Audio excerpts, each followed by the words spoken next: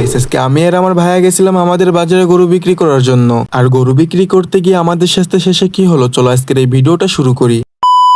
Guys প্রথমে রাস্তায় অনেকটা সময় দাঁড়িয়ে থাকার পরে একটা ভ্যানও পাচ্ছিলাম না। আর তারপরে দেখি একটা কাকা দুইটা ছাগল নিয়ে ভ্যানে করে বাজারের দিকে যাচ্ছে। আর আমি কোনো ভ্যান পাই নাই, তার জন্য ওই ছাগলের পিছনে বসে বসে চলে যাচ্ছে বাজারের দিকে। আর এখন আমরা চলে আসছি বাজারের ভিতরে। আর গাইস বাজারের ভিতরে ঢুকে আমি সব গরুগুলো ঘুরে ঘুরে দেখতেছিলাম।